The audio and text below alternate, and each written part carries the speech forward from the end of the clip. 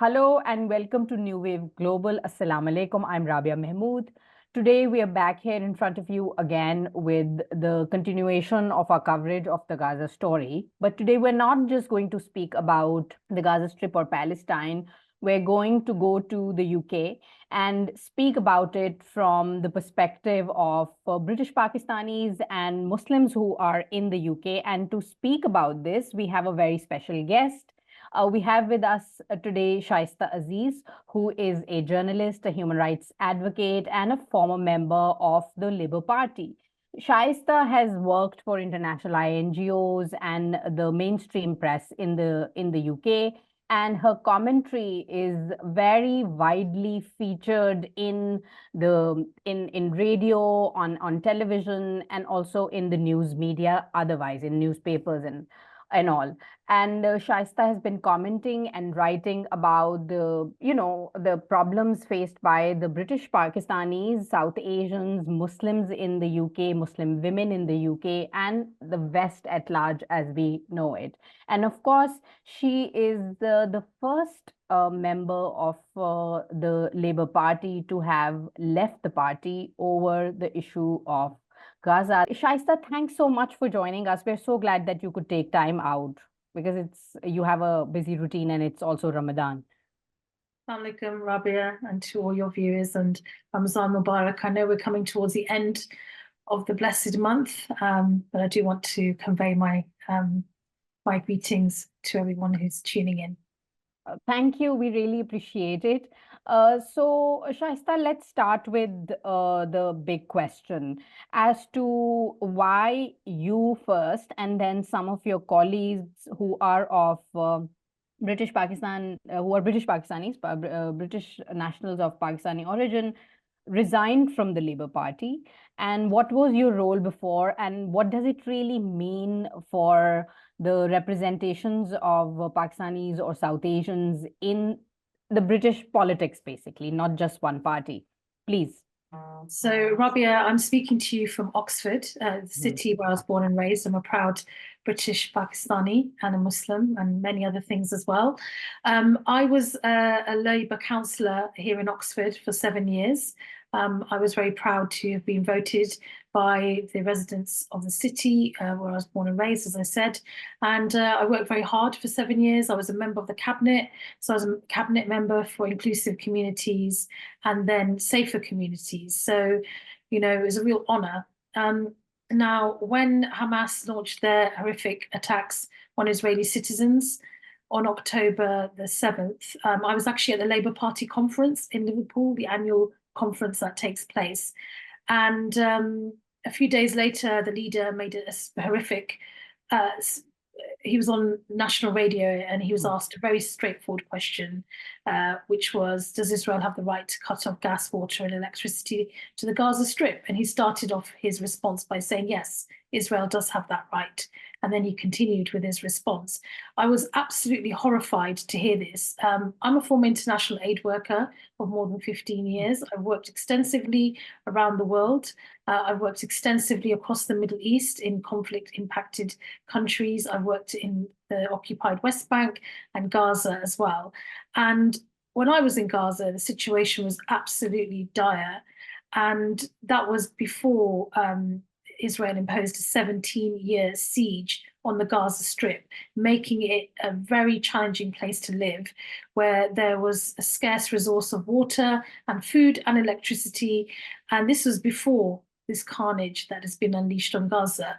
So for me, it was unfathomable that the leader of the party that I represent, the man who is on track to become the next prime minister of this country, is being so cavalier in his approach to international human rights and international humanitarian law. The man is a former international barrister, so it's not like he doesn't know the law.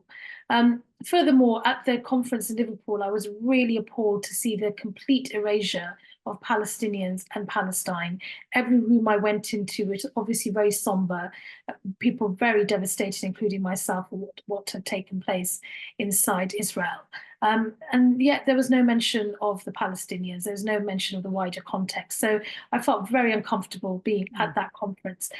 So after that interview took place, I emailed my local and national Labour Party representation here in Oxford to find out if this was the official party line. In the meantime, we had another senior politician from the Labour Party, the attorney, another person who's very well versed in international law, Emily Thornbury, who's also a barrister, saying the same thing as Keir Starmer 24 hours later. So at that point, myself and another British Pakistani, Dr. Amar Latif, we decided that that was it for us. We asked for clarity. We had none coming forward. Our MP wrote back to us, sent us a copy and paste email about Hamas. Our email to our MP was asking what was going on with the humanitarian situation in the Gaza Strip, and does the Labour Party believe that, you know, denying water, gas, and electricity, which is a form of collective punishment, illegal and under international law, is that the Labour Party stance? So that was the response we received, a copy and paste email about Hamas. So we resigned. So we were the first Labour councillors in the entire country to resign. Since then, dozens and dozens have resigned. In fact, over this weekend, another 20 resigned. And the number of councillors resigning is increasing. It is a mixture of councillors from different backgrounds. So they're not all Muslims or, you know, from Pakistani community. They're a cross-section of the population.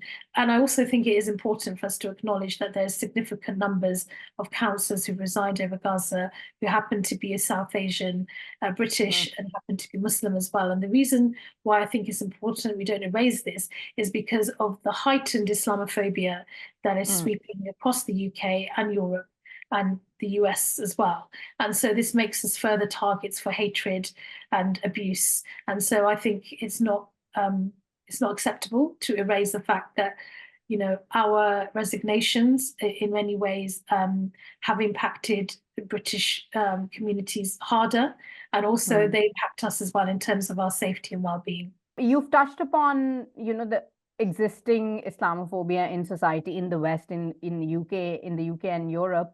So this is what one of our discussion points is as well, that as to first, what do you think your resignations and generally what's happening at the moment means for you know, British Pakistanis and the voters, citizens in general, the government support for Israel, their lack of support for Palestine? You've mentioned the Labour Party and their role, but the government, which is another party at the moment, the Tories, how are people looking at it? We've seen some figures that generally people in the UK across the board have voted or are for the ceasefire. But what's the response mostly in Pakistani or South Asian diaspora from your observation? Yeah, so more than 70% of the British public back a ceasefire. And this figure was really established many months ago. So we're not talking about what's going on right now. We're talking about what happened many months ago before a ceasefire was actually called for by the Labour Party and also by the ruling government. I think your question is really interesting. So the vast majority of Pakistanis who are British in this country are working class background. We are people who are very often marginalized and ignored. And if you look at all the social economic data, sadly, over a period of 50 years, there hasn't been an increase in, you know, the sort of prosperity of the community. This isn't because the community is lazy or it doesn't want to work and all the other kind of stereotypes that are frequently attached to the British Pakistani working class communities. We have been marginalized for many, many years. And at the root of this is Islamophobia.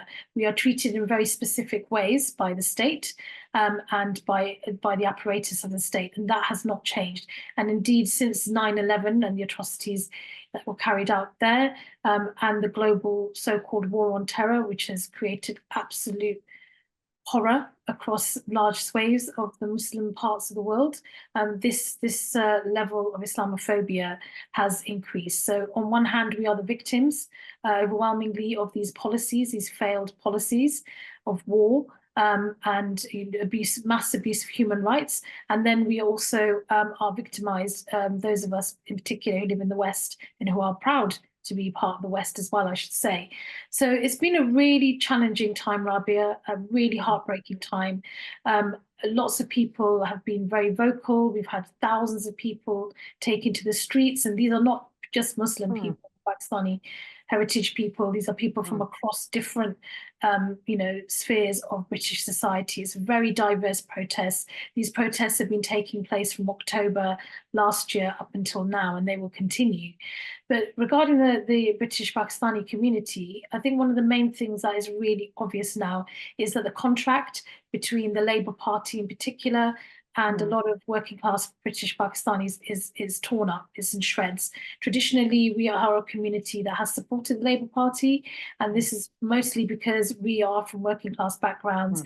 Our fathers, our forefathers, our mothers, they have been labourers, right? So that contract is broken, and people are, for the first time, many of them are asking, well, who are we going to vote for? They don't know who they're going to vote for. So there's been a campaign, for example, launched called the Muslim Vote, which is about mobilizing British Muslims, many of whom are British Pakistanis, to understand that they don't have to keep voting in a particular way for the Labour Party. They should be voting for parties that represent our interests. And so what are our interests? Our interests are the interests of Britain. We want to see the economy working. We want to see the cost of living crisis tackled. We want to see this country prosper. And we also want to make sure this country is not aiding and abetting war crimes, not only in Gaza, but around the world as well. But Gaza in particular has had a massive psychological impact on the British Pakistani community. And I think one of the main impacts is that we have been witnessing the live streaming of genocide taking place in Gaza. The International Court of Justice said that there was a high probability that genocide could be taking place in Gaza. And since that ruling, there has been more and more and more horror taking place inside the Gaza Strip. And the events of the past few days, the past few hours, aid workers killed, the Al-Shifa hospital destroyed beyond anyone's comprehension, doctors executed inside the Al-Shifa hospital, the most horrifying reports. And so this has had a deep, deep, devastating impact on all decent-minded people, not just British Pakistanis. But I think for British Pakistanis, this is a watershed moment in terms of our relationship with not only the government of the day, but also the Labour Party in particular. I'll just wrap up on this point by focusing on the government of the day. So we've had, I'm really struggling to describe what's going on with the Conservative government in this country, but they have really washed their hands of standing up for international law and international humanitarian law, and in fact any semblance of decency and any semblance of being in step with the vast majority of the British public who want to see a ceasefire. And now there are indeed demands and calls for an arms embargo to be put on Israel, and this advice has been coming in dribs and drabs from the Foreign Office itself. And here in the UK, we are waiting for the advice that the Foreign Office has received to be published. So there's now a call to know what advice has the government's lawyers given the British government in relation to British arms sales to Israel at this particular juncture where Gaza has been completely obliterated. Shaista, thank you for this clarity of view and explaining it to us in detail, the situation on the ground and your perspective on this.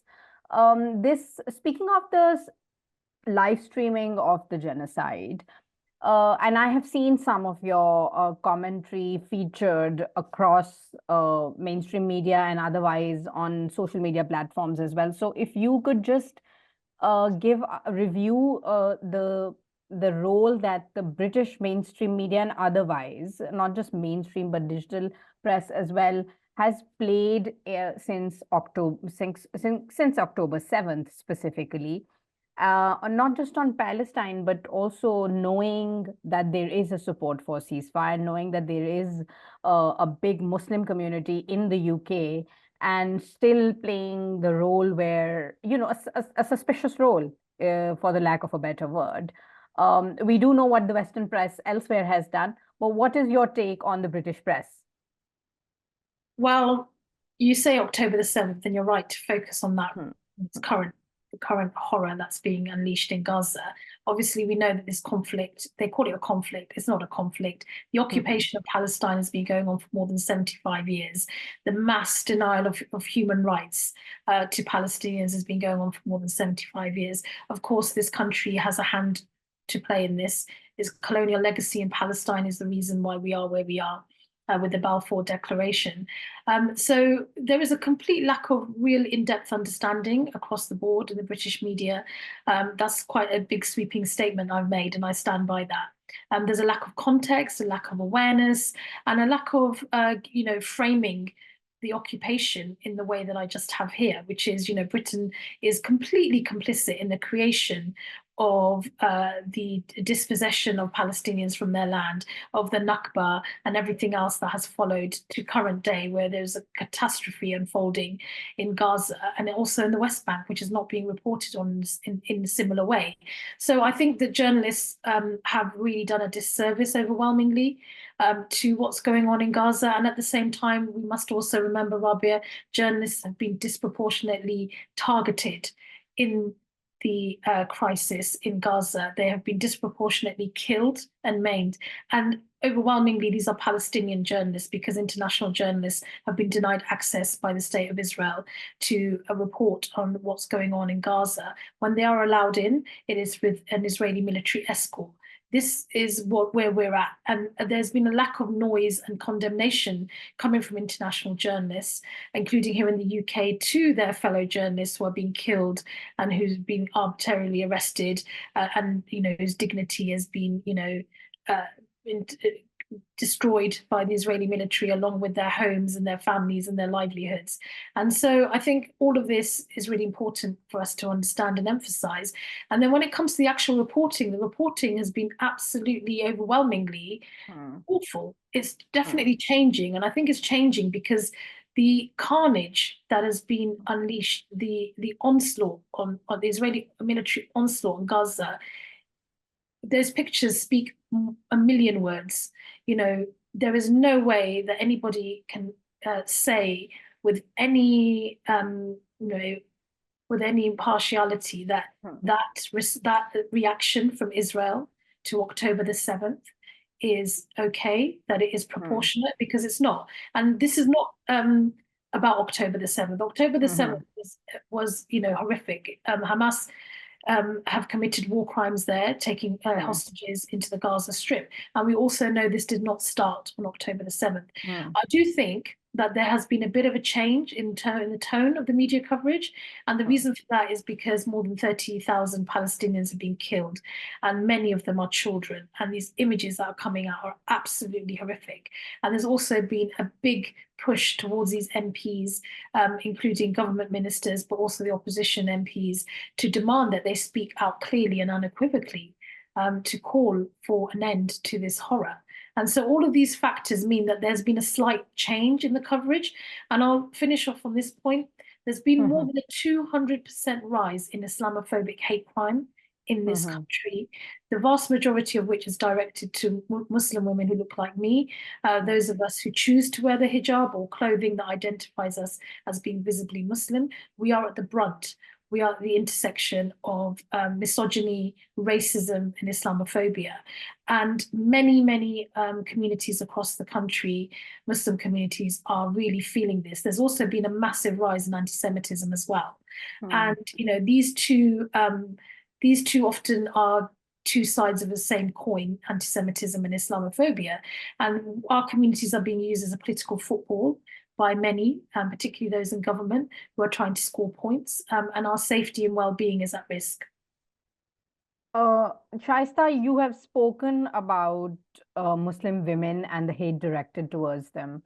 And this was one of my questions, that we've just seen a protest in the UK, where women were of different women, not just Muslim, visibly Muslim women, but of other faiths and other heritage, carrying placards asking, where are the feminists? And this is about the testimonies of survivors and witnesses which have come out of Gaza about sexual violence which has been perpetrated upon women in North Gaza and elsewhere.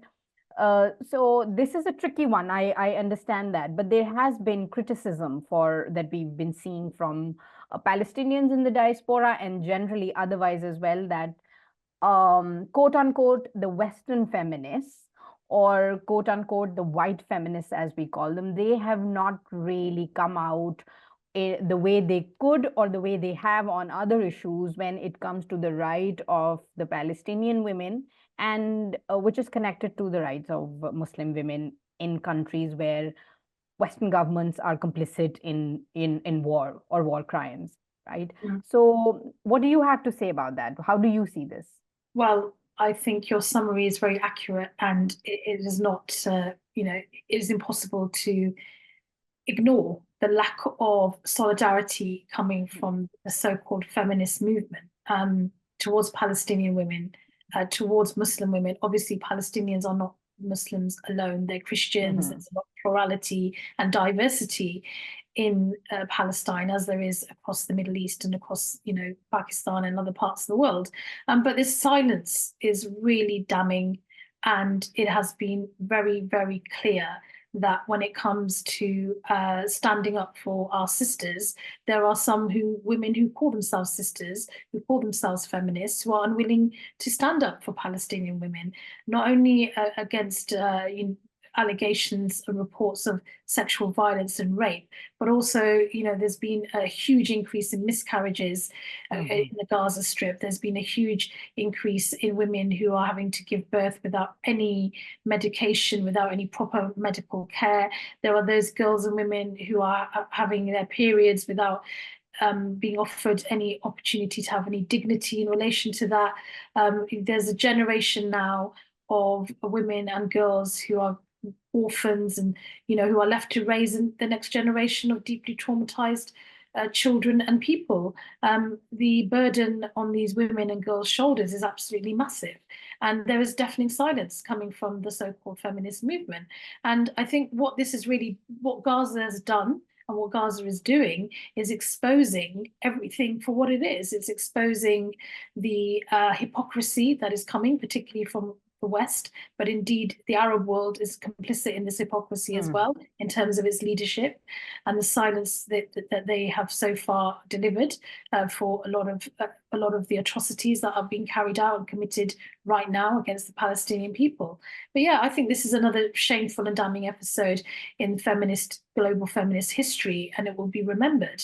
And when it comes to wanting to save quote unquote Muslim women, you and I have worked in the human rights sector for a long time, and we know how the drive to save Muslim women quote unquote has been a catalyst for the bombing of Afghanistan, for example, has been a catalyst for launching wars and carrying out human rights atrocities across the world. And here in Gaza, there is deafening silence when it comes to the perpetuation of misogyny and Islamophobia and deep, deep violence from the Israeli state towards the women of Gaza and the girls, and indeed the boys and men, the people of Gaza and the people of Palestine. There are thousands of Palestinian prisoners being held in arbitrary detention inside Israel. They've never been charged. There's been no proper case against them that's gone through a legal system. There are widespread reports of rape, sexual violence, and many other horrific things against women, girls, children. Children have been detained for years and years. Why is there this silence? I think that this is really damning, and it is something that everyone will remember. Just one quick question. What are your plans now that you've resigned from the Labour Party? And in fact, if you are privy to the plans of other colleagues of yours, what are all of you thinking? So for me, Rabia, I feel deep relief, an absolute sense of relief to be out of the Labour Party. I tried my best when I was in the Labour Party. My reason for staying there was to carry on with my role as a councillor and to try my best to support the people and communities of the city where I'm from. And I did a lot of work for the Labour Party on a national level as well, around women's rights in particular. And, I feel very sad that this is what I had to do, and I had to leave over Gaza, but I had no choice. There was no choice for me. That was my red line. So I do feel relief. I was holding my nose for a long period of that time in the Labour Party. I think if it wants to form the next government, it's going to have to do a lot better than it currently is. So I'm not looking to stand as a councillor again. I'm not looking to be elected as an MP. I'm looking to really focus on my life now outside of formalised politics and to work on the issues that I have worked on my entire life with and alongside people and communities to make the change that is needed. There are a number of resigned councillors, Labour councillors, who are standing as independent candidates in the forthcoming general election, which will be held at some point this year. We don't know when.